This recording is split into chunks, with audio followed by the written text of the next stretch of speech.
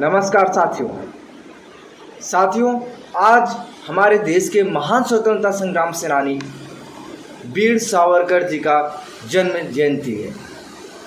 साथियों, वीर सावरकर को लेकर हमारे देश के इतिहासकारों ने बहुत तरह के भ्रम फैलाए कि वीर सावरकर कायर थे। वीर सावरकर अंग्रेजों से माफ़ी मांग लिए। अगर अंग्रेजों से माफ़ी मांगे थे वीर सावरकर तो उसके पीछे भी बहुत बड़ा कारण था। दोस्तों, आइए आज आपको बताते हैं वीर सावरकर कौन थे। वीर सावरकर से अंग्रेज इतना डरते क्यों थे। जब 1920 में प्रथम विश्व युद्ध के दौरान हमारे देश के सभी स्वतंत्रता संग्राम सेनानियों को, सभी राजनेताओं को जेलों से रिहा कर दिया गया, लेकिन वीर सावरकर और उनके भाई को जेल से रिहा नहीं किया गया। इसके पीछे का बहुत बड़ा कारण है। हमारे देश के इतिहासकारों ने बहुत गलत इतिहास हम लोगों को बताया। साथियों, मैं इतना कहता हूं कि जब हम लोग अपने स्कूलों में पढ़ते थे, सिर्फ हमें महात्मा गांधी के बारे में और पंडित नेहरू के बारे में ज़्यादा पढ़ाया गया, लेकिन हमें वीर सावरकर, नेताजी सुभाष चंद्र बोस, भगत सिंह, चंद्रशेखर, इन सब महापुरुषों के बारे में हमें सिर्फ नाम मात्र बताया गया। साथियों, वीर सावरकर का इतिहास जो है, वीर सावरकर से अंग्रेज क्यों डरते थे, उनसे इतना क्यों कांपते थे।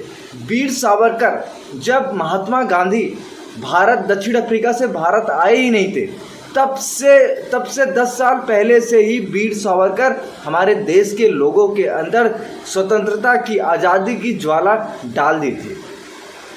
लोगों में एक वीर सावरकर की छवि एक क्रांतिकारी के रूप में आ गई थी।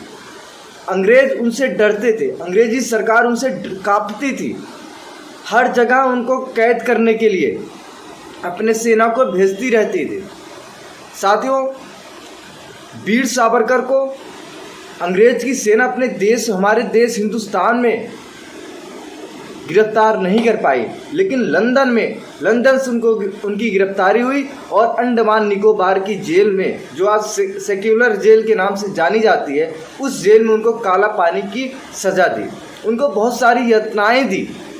साथियों, आज आपको बताते हैं कि वीर सावरकर जी को के बारे में जो लोग भ्रम फैलाते हैं कि वो अंग्रेजों से माफ़ी मांग लिए थे। साथियों, अब आपको सोचना चाहिए, महात्मा गांधी 1915 में भारत आए। उसके पहले 1907, 1908, 1910 में वीर सावरकर ने जो देशवासियों के अंदर क्रांति जगाई थी, जो आज़ादी की एक ज्वाला जगाई थी, इसको रोकने के लिए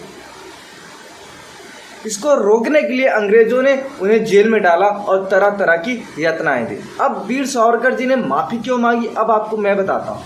वीर सावरकर ये चाहते थे, देश के क्रांतिकारी लोग ये चाहते थे कि वीर सावरकर किसी भी तरीके से अंडमान निकोबार की जेल से बाहर आए। उसके लिए जो कुछ भी अपनाना पड़े वो अपनाया जाए, और वीर सावरकर ने वही किया। सन 1911 से लेकर सन 1919 तक उन्होंने 6 बार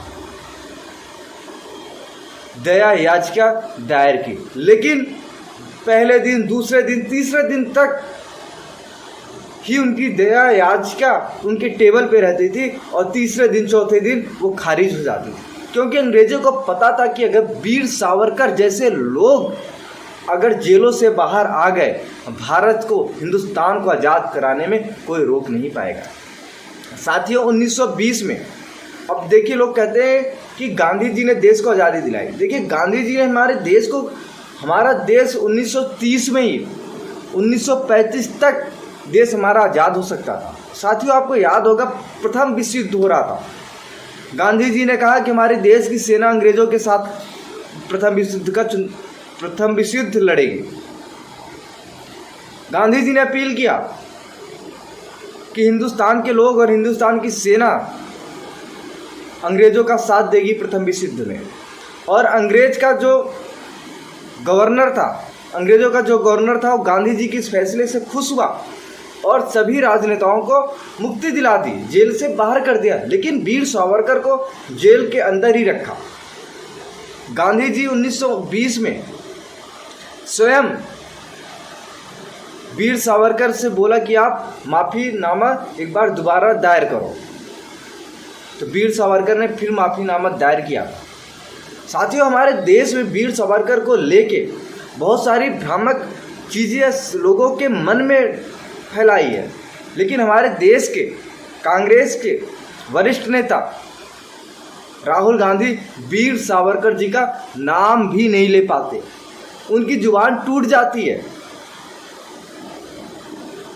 तो मेरे देश के साथियों, मेरे देश के युवा लोगों, मैं आपसे निवेदन करता हूँ, हाथ जोड़ के निवेदन करता हूँ कि वीर सावरकर जैसे लोगों का इतिहास लोगों के सामने ले जाइए और बताइए कि हमारे देश के नायक महात्मा गांधी से पहले से ही देश के लोगों में क्रांति की ज्वाला भड़का दी थी कि हमें देश में आज़ादी चाहिए। भगत सिंह, चंद्रशेखर आज़ाद, सुखदेव, राजगुरु, सुखीराम बोस जैसे महान स्वतंत्रता संग्राम सेनानी हमारे देश में हुए, लेकिन इतिहास के कुछ लोगों ने उनको कुछ नाम तक ही सीमित रखा, इनके नाम को आने नहीं दिया। एक बार फिर से हम अपनी तरफ से और अपने पूरे नगर पंचायत सोनसा की तरफ से सभी देशवासियों को वीर सावरकर जी के जयंती पे सत सत नमन करता हूं और वीर सावरकर जी को भावपूर्ण श्रद्धा सुमन अर्पित करता हूं। नमस्कार।